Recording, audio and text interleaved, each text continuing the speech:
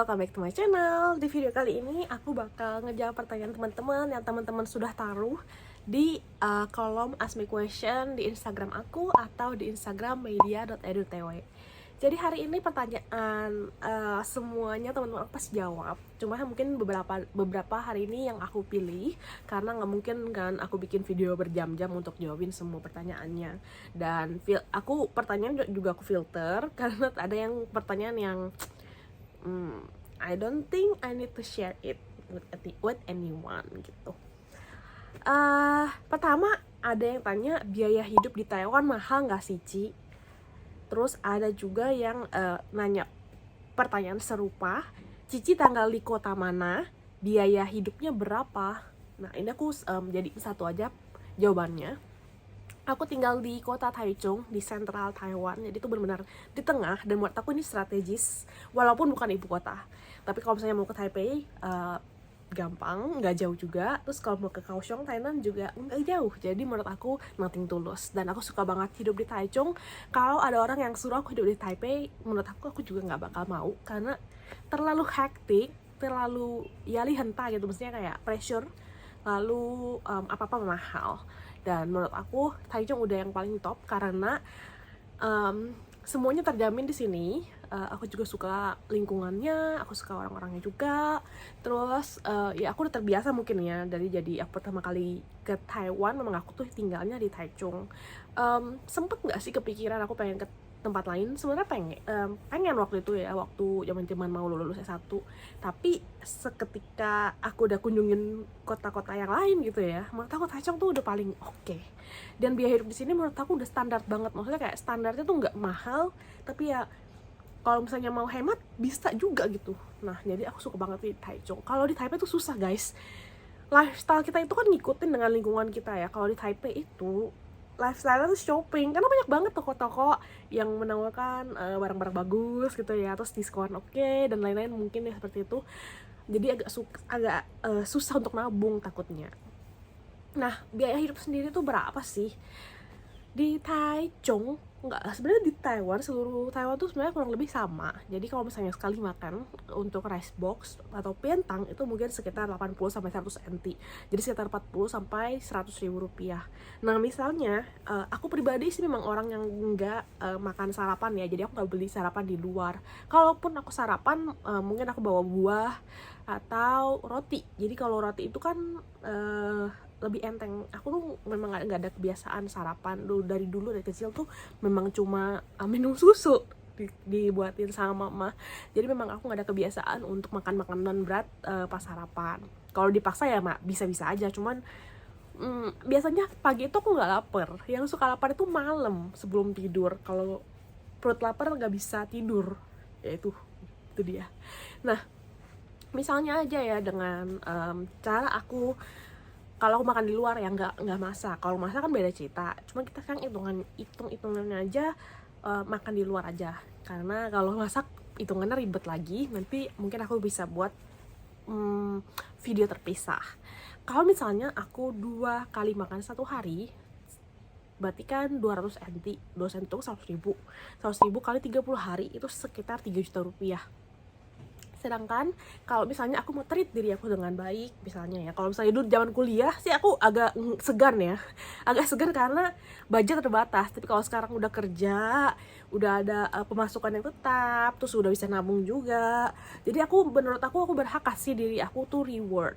Jadi seminggu sekali, terus aku bisa kasih diri aku makan di luar gitu, yang mungkin bangsa 200-300 NT atau sekitar 100 sampai 150 ribu, atau mungkin kadang bisa sampai 200 ribu. Satu kali 2 kali lah, mungkin pas weekend. Karena kan kalau pas weekday udah kagak ada waktunya, nggak ada waktunya untuk makan di luar. Nah misalnya aku makan di luar 1 kali dalam 1 minggu, hitunglah 200 ribu ya, atau 250 ribu kali 4 minggu itu 1 juta kan, 1 juta. Terus sisanya itu kan 26 hari aku mau makan biasa aja yang 100 ribuan. Jadi berapa tuh? 26 kali 100 ribu, berarti sekitar 2,6 kali tambah 1 juta. Jadi 3,6 juta untuk makan doang. Untuk makan doang itu ini kalau literally kamu memang emang nggak bisa lepas, maksudnya kayak nggak bisa lapar dan lain-lain ya. Kalau zaman aku dulu, aku tuh bener-bener bisa sampai sesusah-susahnya gitu. Susah-susahnya tuh menurut aku kayak masak sendiri juga gitu ya, cuman lebih kayak irit, mungkin cuma pakai satu lauk, terus masak nasi satu lauk doang, mungkin nugget, atau masak sayur. Aku jujur dulu karena nggak punya dapur, susah, jadi mendingan yang gampang praktis yang bisa dibeli di 7-Eleven, dan itu bisa dimakan 2 kali gitu dalam sehari bersama dengan nasi yang aku masak tentunya. Jadi itu beda hitungannya. Cuman ini untuk teman-teman referensi aja, jadi sekitar 3 jutaan lah untuk makan. Nah, untuk tempat tinggal menurut aku zaman dulu aku kuliah itu sekitar 5.000 sampai 6.000, jadi sekitar 3 juta juga, dan ditotalin jadi 6 juta. Ini belum termasuk lifestyle, beli baju, lalu jalan-jalan. Tapi misalnya aku memang butuh sesuatu, aku pasti beli. Kalau butuh, kalau nggak butuh ya tunggu ada uang ya. Maksudnya kalau memang itu untuk kebutuhan yang tersier yang nggak aku harus penuhi langsung, aku akan tunggu sampai aku punya uangnya. Jadi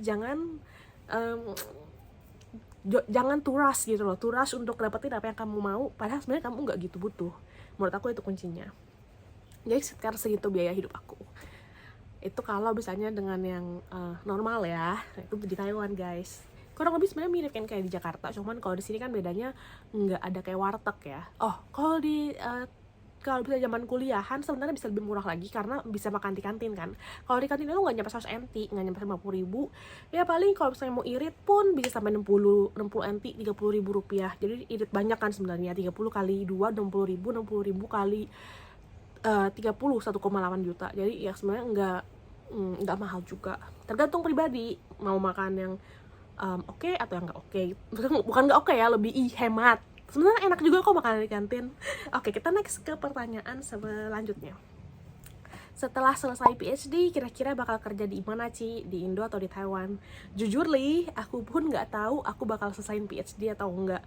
Memang aku mulai PhD itu, kalau teman-teman ada nonton video aku tentang ya kuliah S3 gitu ya, aku memang nggak ada rencana sebenarnya untuk jadi profesor atau untuk jadi lecturer.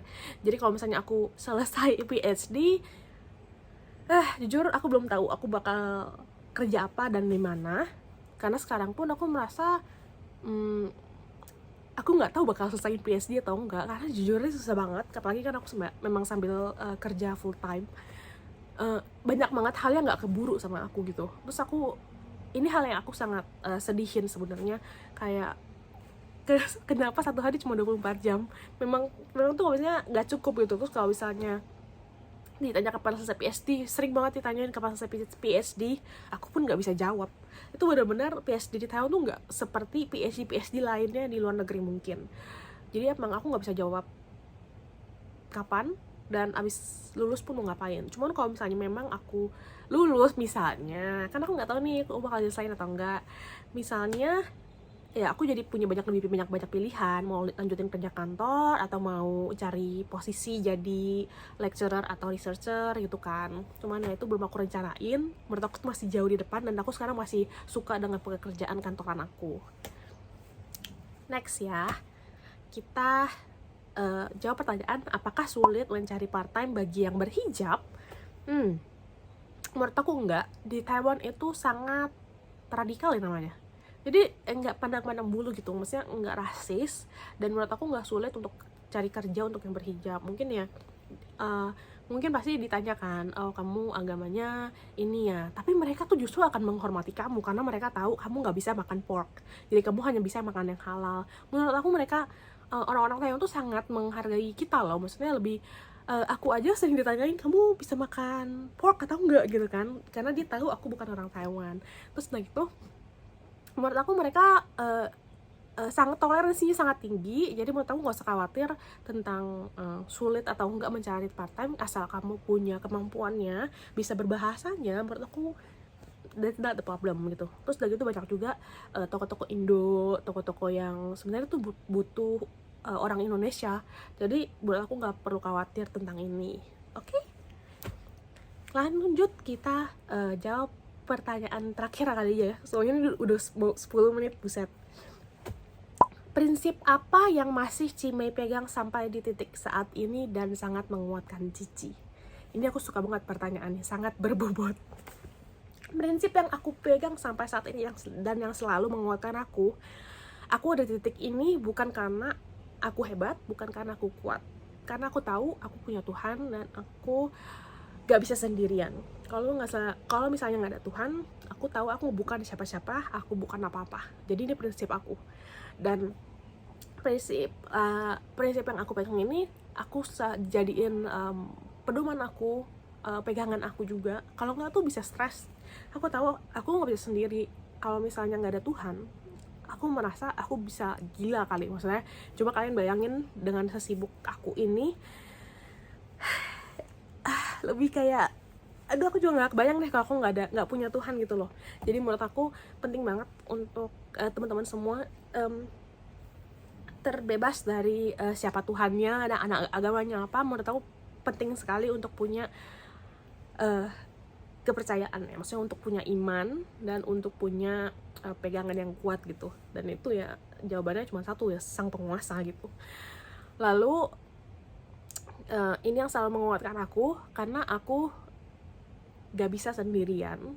Terus apa yang aku punya sekarang pun bukan punya aku, itu punya Tuhan. Itu yang selalu aku ingetin ke diri aku sendiri gitu. Kalau misalnya Tuhan kasih titipan ini, berarti aku harus jaga gitu. Kalau misalnya Tuhan kasih aku kesempatan ini, berarti aku harus jalanin.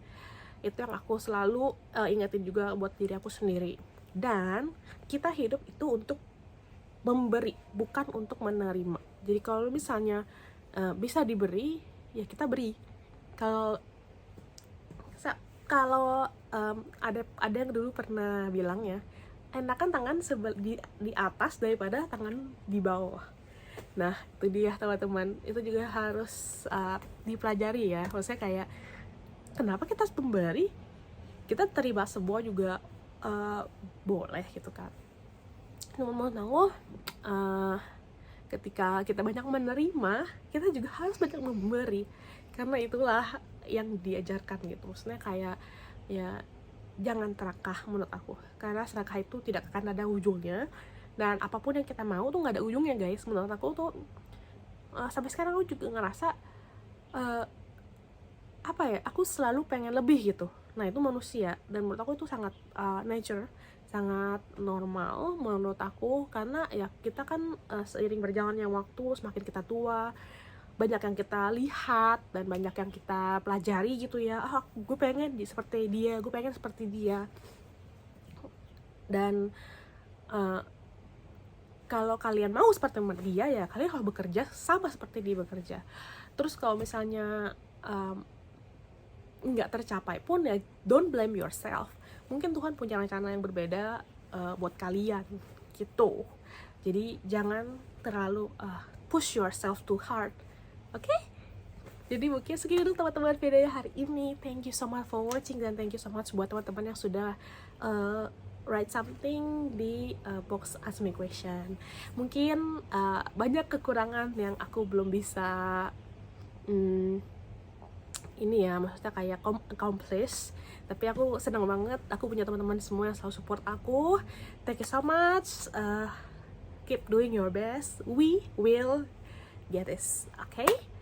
Kita akan melalui ini semua, kita akan mendapatkan apa yang harus kita dapatkan.